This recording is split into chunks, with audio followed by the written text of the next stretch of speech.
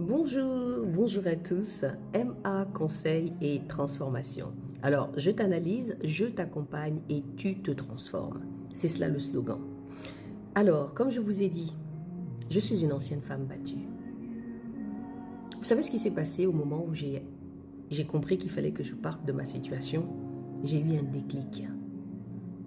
La plupart du temps, les gens ne savent pas exactement ce que subissent les femmes qui ont été violentées. Donc les femmes qui ont eu des violences conjugales. Beaucoup de personnes les jugent parce que j'ai entendu pas mal de choses dans ma situation. Oui, tu es faible. Comment une femme comme toi, tu peux te laisser malmener? J'ai eu des femmes de ma communauté qui m'ont dit, mais tu es une femme faible, comment une femme africaine peut se laisser manipuler comme ça? À cette époque-là, ça m'avait beaucoup touchée. Je me suis dit, mais les gens ne me connaissent pas. Ils ne savent pas ce que j'ai vécu. Une femme forte, et pourtant tu as l'air forte, mais comment tu peux te laisser par telle et telle situation? Quand on ne vit pas la chose, on ne sait pas ce qui se passe derrière. C'est pourquoi je viens intervenir. Quand je parle des blessures du passé, c'est le manque de pardon. C'est se renfermer sur ces histoires. C'est chercher à s'en sortir en ayant honte. Vous savez, qu'est-ce qu'elle a la femme battue? Elle a honte. Elle a honte, elle se sent coupable. Parce qu'elle est tombée sur un prédateur. Quelqu'un qui lui a dit qu'il était mieux pour elle. Un homme qui a prétendu l'aimer, mais que par la suite, elle se retrouvait piégée, comme une araignée qui tisse sa toile. Après ça, je me suis permis de prendre le temps. J'ai commencé à monter une page, Femmes battues,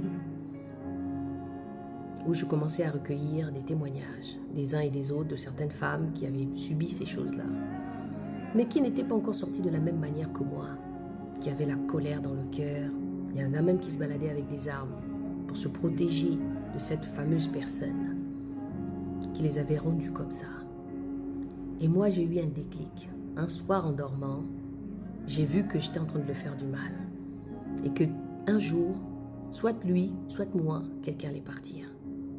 Et c'est comme ça que mon travail a commencé. Faire le travail de pouvoir partir a commencé. J'ai pris le temps de me guérir, de me battre avec, de me confronter à mes blessures. Me confronter à cette situation que j'avais à peu près choisie. Parce que la plupart du temps, nous choisissons et nous savons ce qui se passe. Mais on veut s'entêter. Tu ne changeras jamais un homme violent, prédateur. Tu ne pourras jamais le changer. Et c'est pourquoi j'ai décidé d'accompagner sur les blessures. Et dans la mission et le ministère que Dieu m'a donné, qui est un ministère assez particulier, où je vais chercher les blessures de toutes les personnes qui les ont enfouies à l'intérieur, qui n'ont pas pardonné, qui n'ont pas réussi à s'en sortir peut-être, qui sont restés enfermés dans une bulle et qui sont toujours, qui continuent à se comporter comme des femmes battues, alors qu'il faudrait s'en sortir. C'est là où moi je t'accompagne. Je te tends la main. C'est là où je t'analyse, je t'accompagne et que tu puisses te transformer aussi.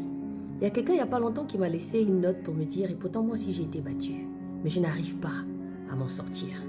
Mais je pense qu'il est temps, de par cette vidéo, que tu commences à te dire, il faut que je sorte de là. Quand je parle des blessures, quand je parle de toutes ces blessures, il y en a plusieurs.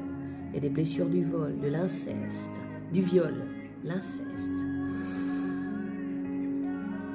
le manque d'amour, le regret, la séparation. Toutes ces choses qu'on ne met pas les mots. C'est là où moi je viens intervenir. Donc sur ce, je te laisse sur cette petite note de réflexion personnelle. Parce que quand tu vas commencer à mettre le doigt dessus et te poser les bonnes questions, c'est que tu commences déjà à avoir un chemin de guérison. C'est important de guérir. Ne te dis pas que la guérison, c'est que pour les autres. Voir les choses différemment, sortir, faire du sport, te faire plaisir différemment, ce n'est pas que pour les autres, c'est aussi pour toi. La violence conjugale est un grand tabou en Afrique. Mais je pense qu'il est temps que nous mettons le doigt dessus, de pouvoir échanger. Donc, je te dis à tantôt.